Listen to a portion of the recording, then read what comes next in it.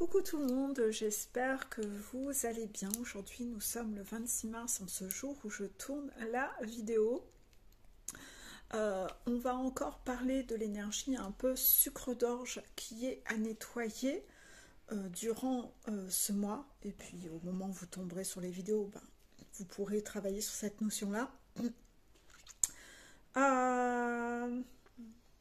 Chakra, hein, oui, vous devez apprendre à verbaliser les choses. Vous n'êtes pas un sucre d'orge, vous n'allez pas imploser en route quand vous allez parler, communiquer. Cessez de culpabiliser quand vous avez quelque chose à exprimer, déjà. Puis surtout, cessez d'avoir peur, parce que dans le sucre d'orge, il y a surtout le fait de avoir peur d'exprimer les choses, ou de culpabiliser parce qu'on considère l'autre en face comme un sucre d'orge. Vous voyez, qui ne va pas, qui là, mon Dieu, il s'en remettra jamais si je lui dis tel truc. Non, arrêtez, ça ne fait qu'entretenir ce côté sucre d'orge chez les autres, et au bout d'un moment, ça devient confortable pour les gens d'utiliser un peu cette carte joker de la fragilité pour que vous ne fassiez rien, hein. Il y a des gens qui sont un peu fourbes, qui utilisent un peu cette méthode-là pour que vous n'osiez pas dire les choses, hein. Vous devez, même si la personne a l'air fragile, a l'air joue la carte de la vulnérabilité, de la fragilité, il faut quand même dire les choses, parce que la relation, c'est toujours le même processus. Si vous ne verbalisez pas les choses, la relation va partir en couille, et surtout la personne ne va pas se corriger. Si elle ne se corrige pas, elle reproduira toujours les mêmes erreurs avec tout le monde. Et il y a une différence entre une personne qui a l'air sensible et ne va pas savoir entendre, et quelqu'un qui est susceptible et qui, lui, se braquera et sera sur la défensive.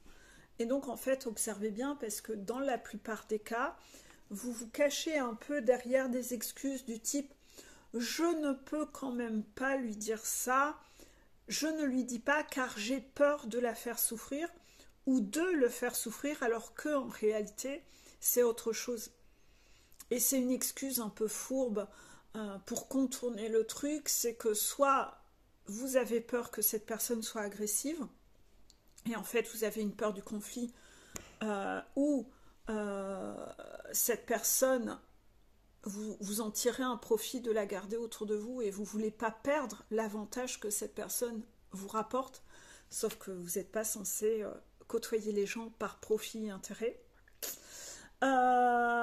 Soit c'est votre dépendance affective, enfin en tout cas il y a une peur de perdre quelque chose,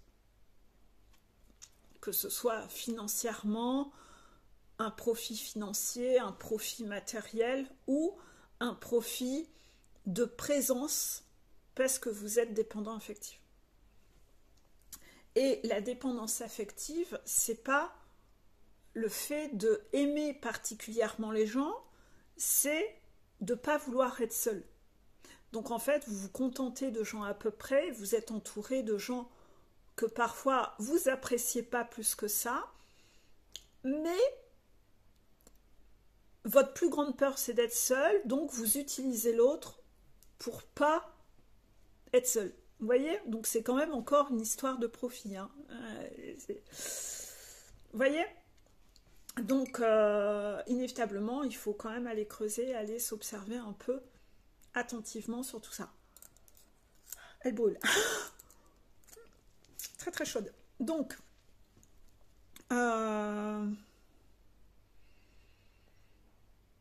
cette vidéo va revenir en complément des autres vidéos qui parlent du côté sucre d'orge. Donc je sais pas, peut-être que j'appellerai sucre d'orge 1, sucre d'orge 2, sucre d'orge 3, je sais pas. Hein, voilà. Quoi qu'il en soit,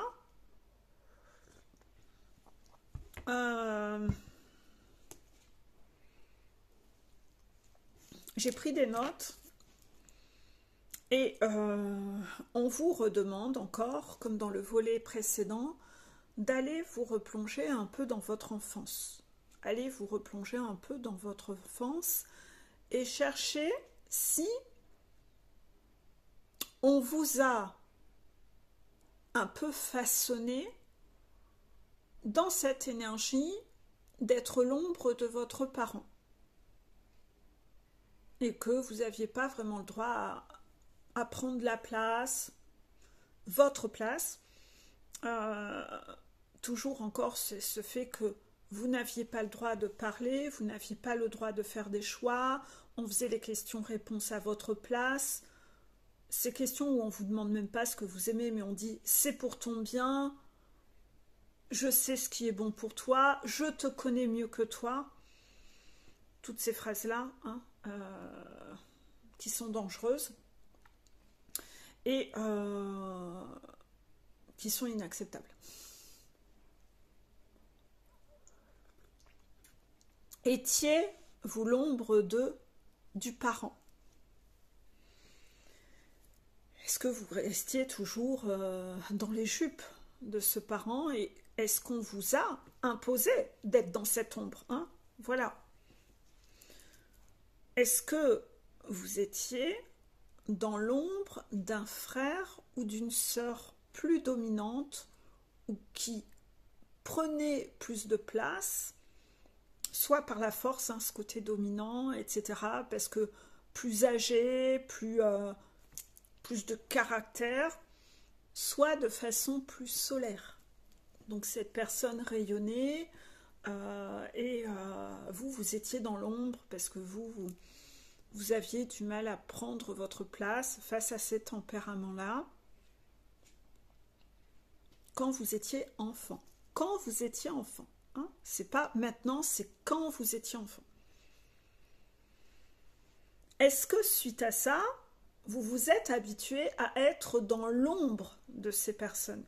Parce que parfois, c'est tout l'inverse. Parfois, les personnes qui ont été trop dans l'ombre, après, ils ont ce regain de « je veux être sous les projecteurs », la délitite, vous voyez? Voilà. Est-ce que... Mais, voilà, il y a les deux cas. Et c'est comme l'enfant, quand vous avez été violé, vous avez une chance soit de devenir violeur, soit de devenir protecteur des enfants. Ben, c'est la même chose. Là, est-ce que vous vous êtes habitué à être dans l'ombre, c'est devenu un peu confortable parce que vous aviez une forme de timidité, que vous y avez trouvé une forme de confort et de profit, et que par la suite, vous avez toujours cherché des gens plus dominants que vous pour continuer.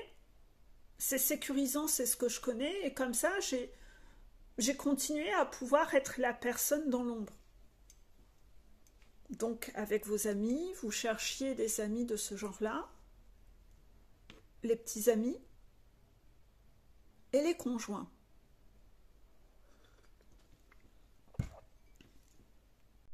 C'est-à-dire une sorte de choix délibéré de m'entourer de ce que je connais, comme ça, moi, ça me maintenait dans une zone de confort, de pouvoir être dans l'ombre et pas être trop remarqué.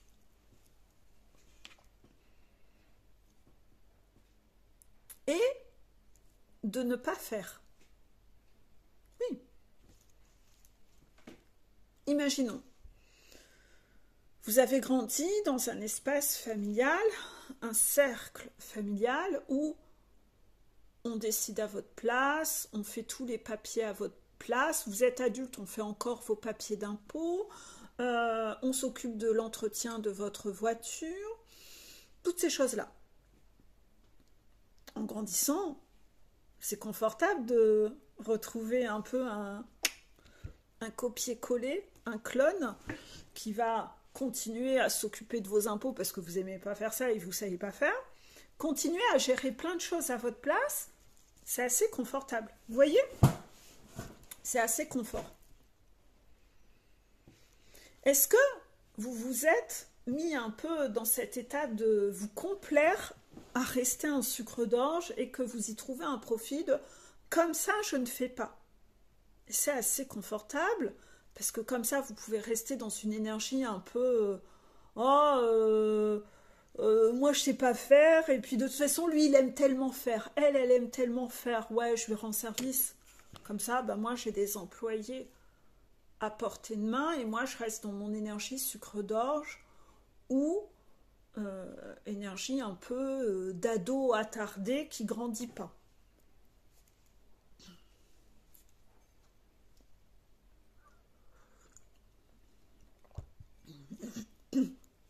Est-ce que le soir,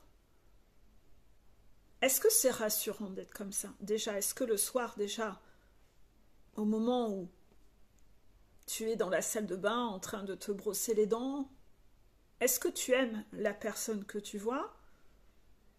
Et est-ce que tu peux être réellement fier de toi dans la vie, avoir confiance en toi,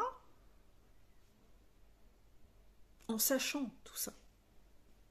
Moi, pour moi, c'est impossible. À mes yeux, ça me paraît impossible.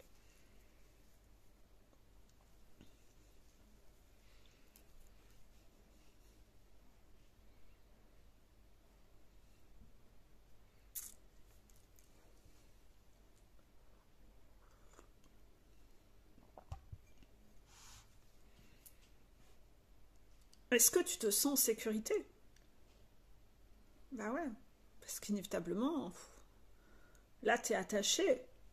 Inévitablement, t'imagines, tu peux pas voler de tes propres ailes et vivre seul, car il y a tellement de choses que tu ne sais pas faire, et que comment on fait ça, je vais jamais être capable d'eux. Non, j'ai 45, 50 ans, je sais toujours pas faire ça, alors que les autres savent le faire depuis l'âge de 20 ans. Ben moi, j'ai toujours pas appris. Et c'est beaucoup plus gênant de demander de l'aide sur des choses comme ça, parce qu'on ne sait pas faire. De montrer qu'on ne sait pas faire. Bon, je vous rassure, hein, si vous ne savez pas faire des impôts, vous appelez les impôts, ils vont vous expliquer comment faire. Hein. Et le garagiste, ben vous appelez un garagiste et vous demandez à des potes, tu connais un garagiste sympa, et puis voilà. Hein. Il y a une solution à tout. Hein. Mais c'est typiquement des choses qui bloquent, ouais, et que je vois assez régulièrement.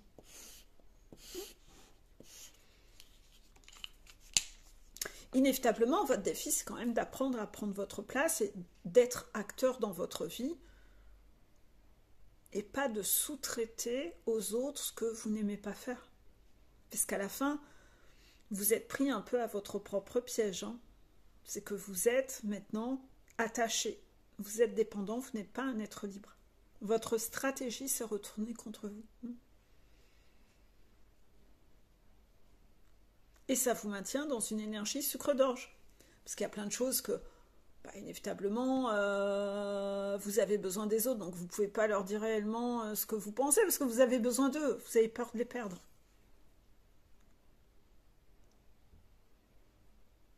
Parce que vous avez peur de perdre vos avantages. Inévitablement, vous devez remarquer que dans votre vie, vous avez quand même beaucoup de défis qui se présentent à vous pour vous pousser à prendre votre place.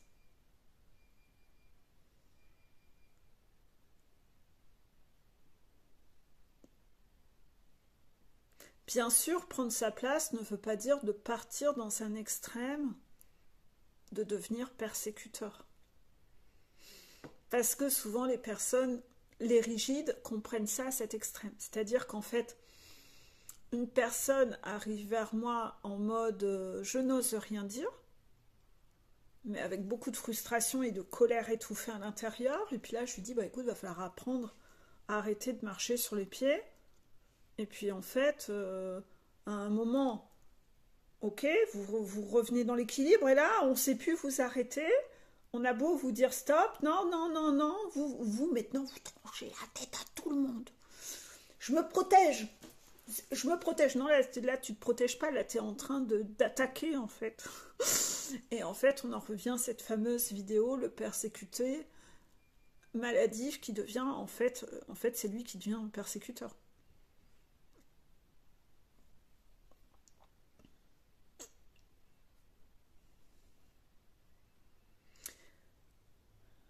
Dans toutes ces méthodes, vous allez devoir apprendre à prendre votre place. Il faudra que vous le fassiez aussi en adéquation avec votre alignement et vous. Donc inévitablement, vous allez un peu expérimenter dans vos défis certaines choses où vous trouverez que c'est pas vous, parce que vous avez vu quelqu'un que lui, quand il fait ça, ben, je vais faire pareil. Ouais, mais ça me correspond pas, c'est pas moi. Mais c'est dans toutes ces expérimentations que vous allez trouver votre alignement de ce qui vous correspond.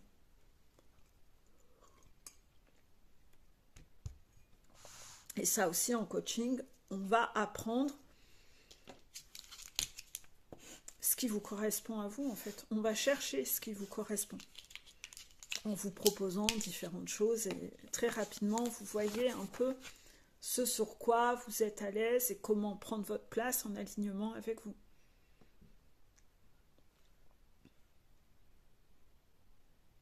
Ça ne veut pas dire qu'on ne va pas vous pousser à un moment à développer certaines clés et à être capable de faire ce que vous n'aimez pas faire. Moi, les guides ont beaucoup joué avec ça, ont beaucoup joué avec moi sur ça. Oui, clairement.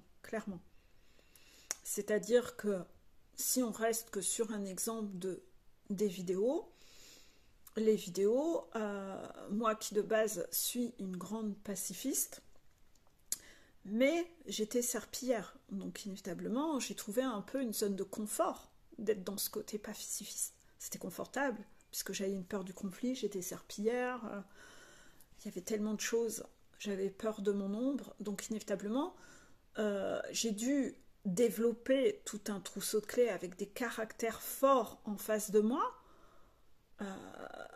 de savoir m'imposer et prendre ma place face à quelqu'un de très dominant, face aussi aux gens fourbes, les faux gentils, parce que moi j'étais facilement manipulable par ce biais, et inévitablement j'ai dû apprendre à prendre ma place face à toutes ces personnes-là. Donc inévitablement, on m'a fait vivre des rings, plein de choses, me pousser, même dans des canalisations en vidéo, me pousser à canaliser une énergie de colère pour vous insuffler à vous des énergies de nettoyage de colère. Il y a eu plein de vidéos sur des trucs qui, moi,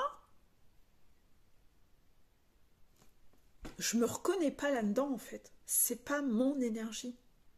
Et les guides le confirment, vous voyez, c'est pas mon énergie, c'est pas aligné avec moi, c'est pas ce que j'aime. Mais il a fallu que j'apprenne à être capable d'eux, avec les guides qui m'ont montré l'exemple, contraction, pour que, quand c'est nécessaire et que j'ai un caractère comme ça, où les méthodes douces ne marchent pas, que je sois capable d'être dans cette énergie-là. Vous savez, les gens qui vous écoutent jamais et qui continuent d'être toxiques, ben à un moment, vous êtes obligé de parler plus fort, en fait, parce que ça ne marche pas, la méthode douce. J'explique toujours, la communication non violente n'est pas systématique. La communication non violente fonctionne sur quelqu'un qui est non violent. Mais la communication non violente sur quelqu'un de violent ne fonctionnera pas. Donc la communication non violente, en général, sur un rigide, ne fonctionne pas. Pourquoi ? Parce que le rigide, c'est une muraille. Il est comme ça, il sait, et il a plein de méthodes extrêmes. Et en fait, il est dans une forme de violence. Il est dans une forme de violence. Soit de la violence visible, colérique, soit la violence invisible, fourbe, ou « Namasté !» Oui, Hitler a gazé ton enfant hier, je lui ai fait des câlins, je lui ai présenté ton deuxième enfant. Il est tellement adorable, Hitler. Vous voyez ce côté pas sécure, etc. Donc, toutes ces formes de rigidité, Il faut rentrer, il faut être plus percutant avec des gens comme ça. Ça prend pas. Ça prend pas. Et d'ailleurs, un rigide en consultation me le dit. Merci Peggy, merci pour ton coup de pied. Ça m'a fait du bien. J'ai besoin de ça, moi, pour comprendre. C'est fou, quand même. Ben oui, pour moi que je suis pas rigide, je comprends pas. Inévitablement. Je vais vous donner l'exemple de mon fils. Mon fils, il fait du basket. Et il a un entraîneur adjoint. L'entraîneur, il est comme ça. Pan, pan, pan. Il est rentre dedans. Il est hyper cash. Et il leur rentre dedans aux gamins. Et ben mon fils préfère ça que celui qui est gentil. Parce qu'il dit, celui qui est gentil, il dit tout le temps que ce qu'on fait, c'est bien, mais au moins, celui qui dit les choses, quand il dit que c'est bien, au moins, tu sais que c'est vrai. Que l'autre, tu sais pas, en fait. Voilà. C'est ça. Et donc, voilà, en fait. C'est la différence. C'est que ça fait avancer, en fait. C'est que ça fait progresser. Faire des câlins ou câlinettes, ça fait pas progresser. Ça marche pas. C'est des gens qui font du surplace. Donc inévitablement, moi, on m'a appris à être capable de faire ce que je n'aime pas faire. On me fait plein de tests pour voir si un coup de temps en temps... Alors au début, j'ai eu beaucoup d'entraînement là-dedans. J'avais l'impression de toujours devoir faire ce que je n'aimais pas faire. J'ai eu peur. Je me suis dit, mais on va me transformer en ce que je ne suis pas. J'avais peur de ça, vous voyez. Et petit à petit, c'est juste pour vous apprendre à être capable de le faire, même si vous n'aimez pas, et sans souffrance, vous voyez, sans inconfort. Donc inévitablement, on vous fait des entraînements, parce qu'au début, ok, vous ne savez pas le faire, après, vous le faites, mais vous êtes tellement pas bien quand vous le faites, vous êtes en souffrance, vous culpabilisez, etc. Et en fait, il faut que ça vous glisse dessus. Donc il faut être capable de le faire, mais sans souffrance. Donc inévitablement, on vous entraîne pour que vous soyez habitué à le faire. Puis à un moment, de temps en temps, on va vous en mettre moins. En tout cas, chez moi, c'est comme ça que ça s'est présenté. C'est-à-dire que de plus en plus souvent, je peux revenir à mon énergie et de temps en temps, un petit test pour voir si encore je le fais, ça va. Et puis au bout d'un moment, on vous fout de plus en plus la paix et on vous laisse être dans votre énergie qui vous est propre avec juste des tests de temps en temps avec quelqu'un qui abuse ou là vous dites oh, tu me prends pour une conne là, voilà. Vous voyez un peu l'idée. Donc inévitablement, ça sera pareil pour vous. On va vous faire vivre ce que vous n'aimez pas faire, on va vous entraîner pour que ça devienne un peu beaucoup plus facile à faire qu'avant. Et puis après, on va vous permettre d'être un peu dans votre énergie qui vous est propre, de plus en plus souvent, parce que c'est vous, c'est votre personnalité. Donc moi, on me permet de nouveau de repartir dans mon côté pacifiste. Alléluia, c'est beaucoup moins fatigant. Enfin pour moi, puisque là je suis dans mon énergie, donc c'est pas fatigant. Ça me demande pas d'effort. Puis surtout le soir, je suis pas, j'aime pas être là-dedans. Vous voyez ?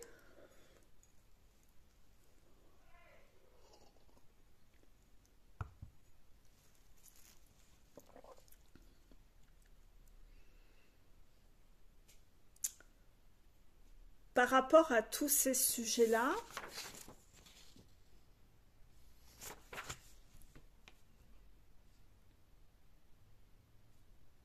pour moi qui était beaucoup, les guides veulent pas que je passe à un autre sujet, ils veulent que je continue. Pour moi qui ai été beaucoup dans l'ombre, moi c'était très confortable pour moi d'être dans l'ombre, c'est ce que je vous disais. Même une pièce de théâtre, mes copines elles veulent être dans tel groupe, je vais être dans le même groupe qu'elles. Ouais, les femmes du peuple, les chouans, ouais, c'est génial, le clergé, génial. Non, toi tu vas être Marie-Antoinette. Mais j'ai pas demandé, tout le monde voulait l'être et moi je voulais pas. Voilà, moi, ma vie, ça a été de me pousser à être sous la lumière, alors qu'à chaque fois je suis là. Non mais sans façon, ça me va bien, ça me va bien. Et puis voilà. Mais très naturellement, moi je recherche à repartir dans l'ombre tout le temps. Tout le temps.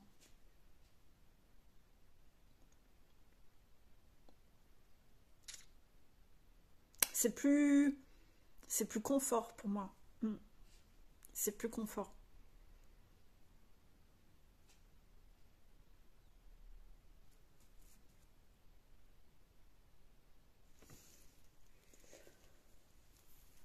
Euh,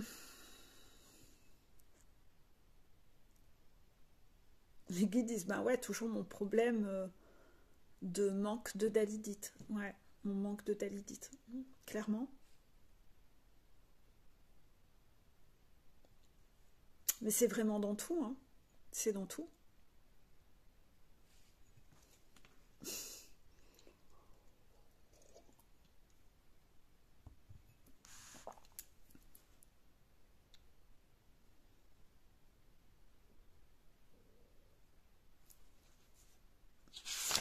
Est-ce qu'on passe au sujet suivant? D'accord. Dans cette même vidéo. Donc au final, la réflexion, par rapport à ce que tu as nettoyé dans ce côté sucre d'orge, demande-toi maintenant, est-ce que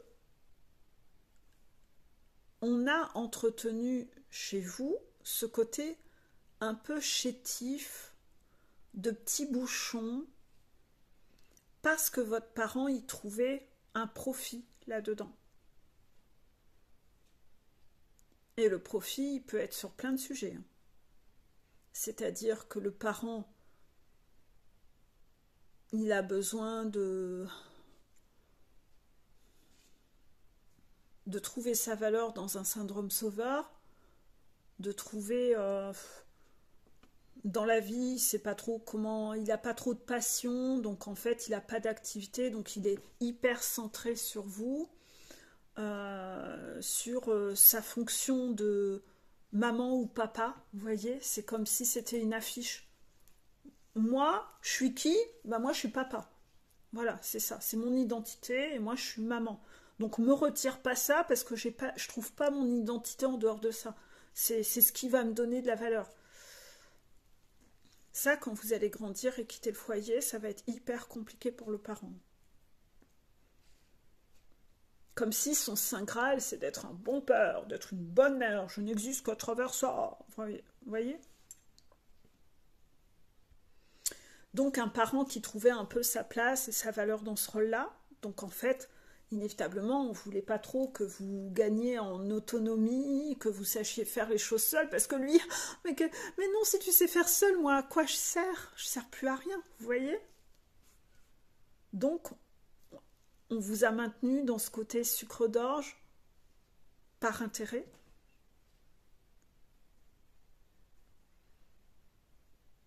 Est-ce qu'on vous a mis sous cloche et hyper protégé? Parce que le parent lui-même avait peur de tout, donc en fait, il vous a transmis un peu d'aimer. Ah ouais, il faut se méfier de tout le monde, voilà. L'hyper protection excessive.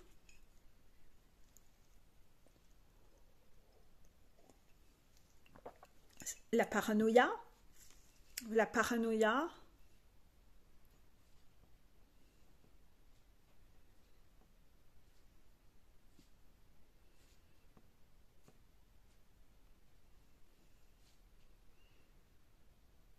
Est-ce qu'on vous a toujours hyper protégé comme un bébé, comme quelqu'un qui n'était pas capable de... C'est le problème, hein, c'est que ça sème comme graine que vous n'êtes pas capable.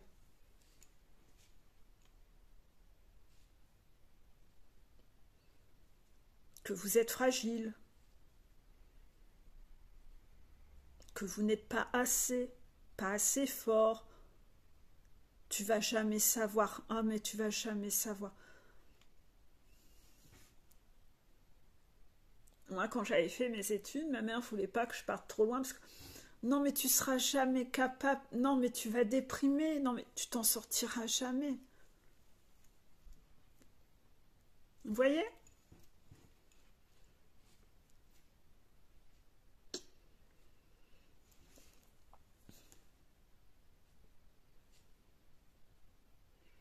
En général, c'est parce que ça nourrit ce parent. Hein. Ce parent, ça l'intéresse que vous grandissiez pas trop. Ça peut être aussi même des choses plus superficielles. C'est que ce parent veut pas se sentir vieillir. Il veut se sentir encore jeune.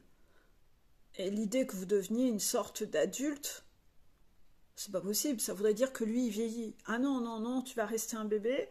Tu vas rester un bébé comme ça, moi, tu vois. Ah, je reste... voilà, je reste jeune. Oh là là, hein, faut toujours s'occuper des enfants. Hein. Voilà, alors qu'en fait... vous voyez ?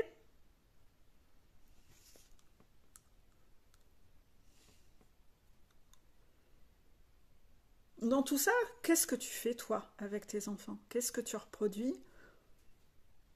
Est-ce que le fait de ce que tu as connu, tu as vu les dommages que ça générait?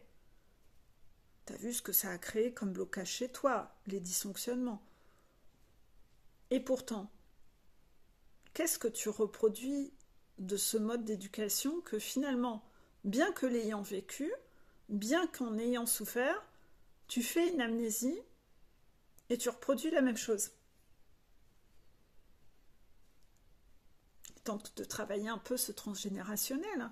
Le transgénérationnel, ça se travaille comme ça, en observant, en analysant, pas en faisant un soin énergétique.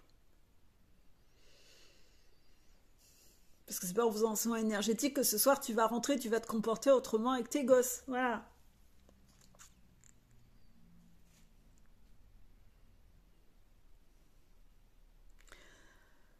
Bien sûr, on ne vous demande pas de partir là aussi dans l'extrême où on ne sait plus vous arrêter, où là, ouais, moi je vais faire des enfants warriors, des compétiteurs, tu vas faire de la compète en ci, et tu feras de la compète dans ça, et même si tu as mal, tu vas y aller, et même en ayant un mal, parce que tu dois être un homme, mon fils, tu dois être un performeur, et on est fort, et oh. Ouais, on ne demande pas de devenir des gros bœufs, en fait. Hein. Et surtout, ce que vous demandez de faire à votre enfant, vous le faites, vous? Parce que les trois quarts du temps, ce que les parents, ils poussent leurs enfants à faire des trucs comme ça, vous le faites même pas. Quelle hypocrisie. Quelle hypocrisie. En fait, vous êtes en train de demander à votre enfant de péter un transgénérationnel parce que vous n'avez pas les couilles de le faire. C'est pas très lumineux, hein. On est encore en train de chosifier et d'utiliser là. C'est pas ok, ça.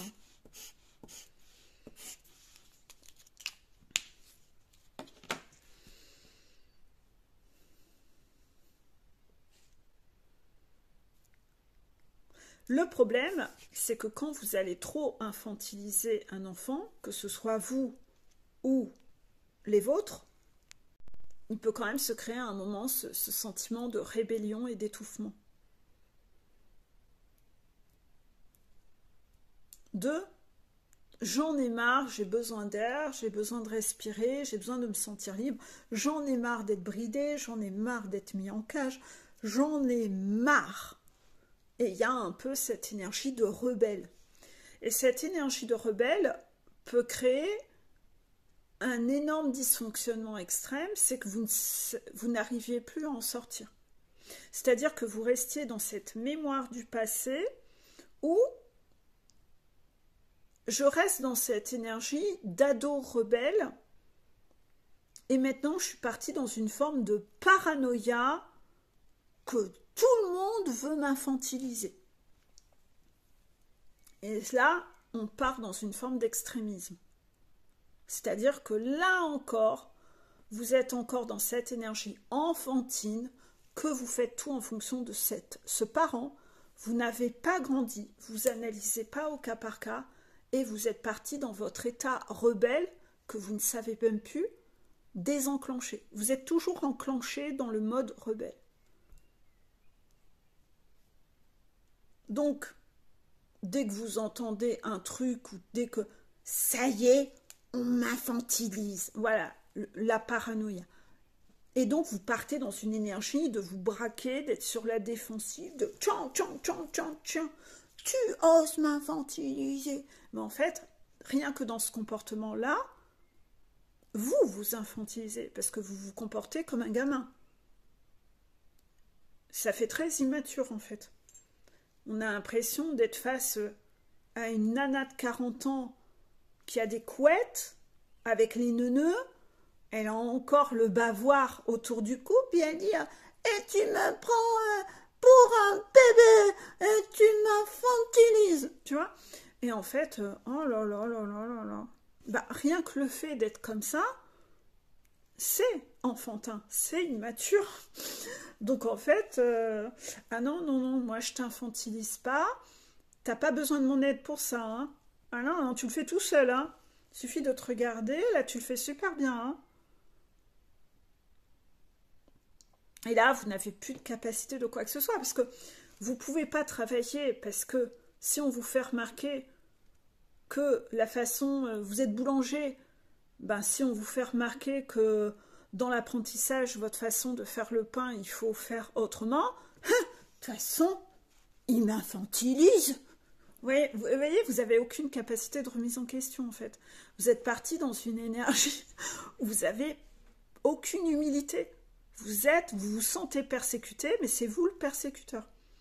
Et on ne peut pas parler avec vous. On ne peut plus parler avec vous. Donc au final, dans ce genre de situation, inévitablement, il n'y a pas d'échange possible, ça devient complètement insupportable parce que vous êtes parti dans une énergie d'orgueil, de vanité, et vous êtes comme un ado rebelle, vous savez, l'hystérique qui claque les portes parce que « mais vous comprenez rien, personne ne me comprend ». Sauf que vu votre âge, ça fait tâche, voilà. Ou, voilà, enfin, c'est tellement pas ok, en fait. Et vous êtes resté bloqué dans votre énergie d'ado rebelle, en fait. C'est pas sexy. C'est pas sexy.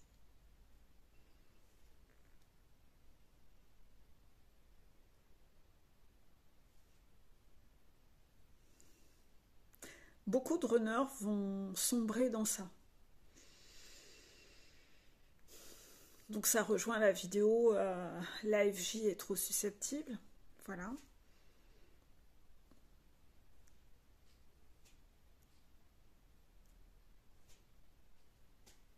Et ça part en histrionie. Hein. Ben ouais. Donc au final, dans ce genre de truc, c'est vous qui maintenez un peu cette infantilisation finalement. Hein. Mais vous supposez que les autres vous infantilisent, mais parce que vous-même, vous avez décidé de rester dans cette énergie, de vous infantiliser, vous, à pas devenir mature, avoir une capacité d'écoute, avoir des échanges matures. Non, vous restez dans une énergie conflictuelle d'ado avec un parent. Et vous transposez ça à tout, en fait. Donc, au travail, je suis un ado face à un parent. Avec mon conjoint, je suis un ado face à mon parent. Et vous êtes comme ça tout le temps. Ah ouais, mais il va falloir grandir quand même, hein. Donc, en fait, c'est vous qui restez dans cette énergie-là.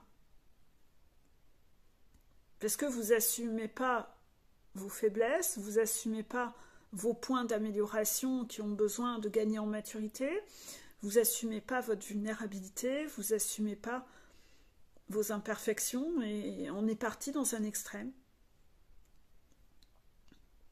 Et là, vous devenez persécuteur. Vous devez vous demander comment ça se passe dans ces cas-là. Ben, les guides vont vous faire vivre, ils vont vous faire des nettoyages d'ego par des situations inconfortables, où on va, moi je dis toujours, hein, l'humilité, c'est par terre qu'on la retrouve. Donc en fait, les guides, seuls avec cette personne, vont lui refaire vivre des épreuves où la personne, on va aller lui refaire trouver son humilité par terre, en fait, hein, pour avoir une capacité d'écoute. Ben ouais, parce que c'est pas possible, en fait. C'est pas possible. Quand vous êtes comme ça, vous pouvez avoir de relation avec personne. C'est pas possible. Parce que vous êtes dans un rapport où vous voulez dominer les autres. Donc c'est pas possible. Il n'y a pas d'échange, pas de remise en question, non. Il y a une perversion, vous voyez, il y a une toxicité là qu'il faut dégager. On va se laisser avec un extrait de livre. Je ne sais pas lequel, je vais ouvrir. Ben voilà. La seule chose fixe sur cette planète, c'est l'homme qui l'a inventée. C'est l'homme qui a inventé l'idée fixe. Dans la nature, il n'existe rien de fixe. C'est l'homme qui a inventé les jugements définitifs. Dans la nature, il n'y a rien de définitif. Tout y est saison, passage et transformation. Même les montagnes sont en chemin. C'est encore un extrait de Thomas d'Ansembourg du livre « Cessez d'être gentil, soyez vrai ». Toujours sur cette idée-là, la seule chose qui soit constante, c'est le changement. Tout le reste est provisoire, tout est processus, tout est mouvement. C'est encore de lui.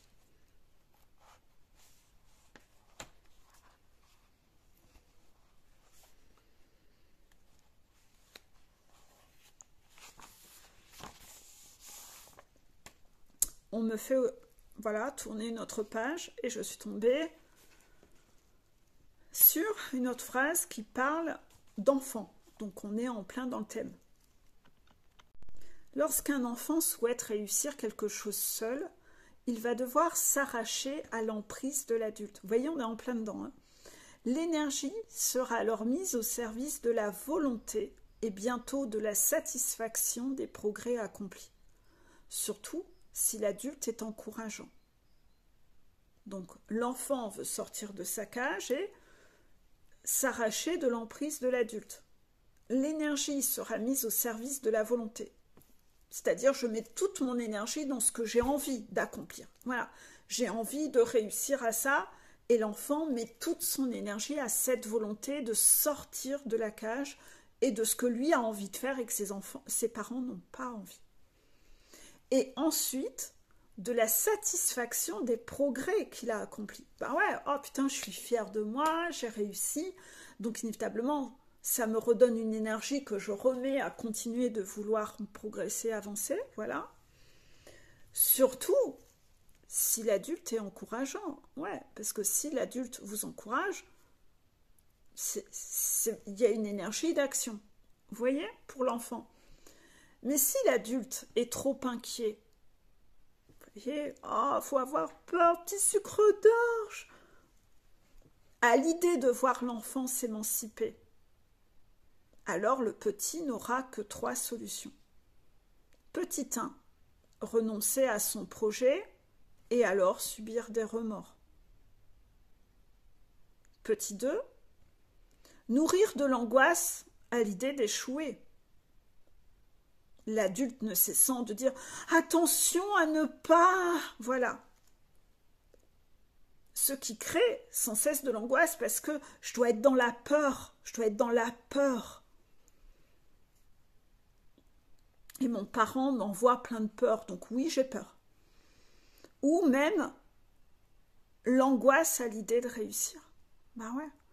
Parce qu'il y a un conflit de loyauté envers le parent qui ne veut pas. Vous avez envie, mais vous êtes dans cette dualité que, ouais, mais c'est pas loyal envers cette personne, donc je peux pas vraiment réussir. Donc, mécanisme d'auto-sabotage. Ou on va auto-saboter pour rester en dépendance affective, attaché à ce parent par loyauté envers lui. Vous voyez? Et petit 3, utiliser de l'agressivité envers le fameux adulte, le parent, pour tenter de vraiment s'émanciper. Énergie qui, si elle ne peut s'exprimer envers ce parent, parce que le parent est trop dominant et donc vous ne pouvez pas vraiment être agressif envers lui, vous êtes agressif là et là, vous êtes plein de colère, mais vous ne pouvez pas combattre cet adulte. Et bien dans ce cas-là, cette fameuse agressivité pourra être dirigée vers quelqu'un de moins dangereux et de plus vulnérable, c'est-à-dire un autre enfant ou un jouet. C'est-à-dire que l'enfant, toute sa colère qu'il a, cette frustration, il la retourne vers quelqu'un d'autre. Donc il devient persécuteur d'enfants parce qu'à la maison, ça ne va pas du tout. Donc je deviens persécuteur de frères et sœurs, de cousins, cousines, d'autres enfants à l'école.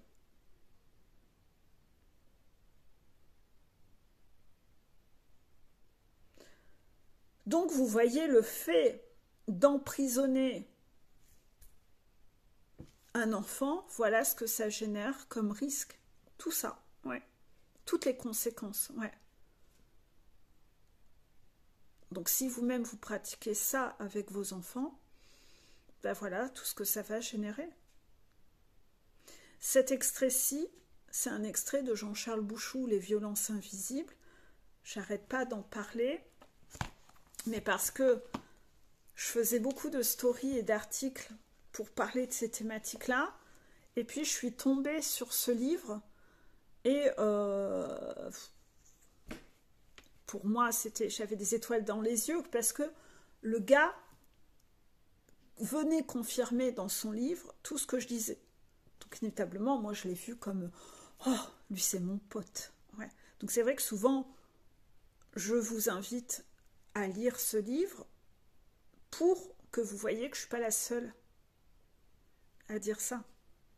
Que ma théorie, je ne suis pas la seule à l'avoir. Et parfois, ça donne plus de poids d'aller lire quelqu'un qui, avec ses mots à lui, dit la même chose que ce que je dis. Parfois, ça donne plus de poids.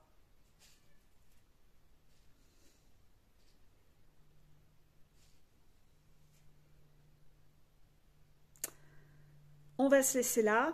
Je vous souhaite une belle journée. Je vous dis à bientôt.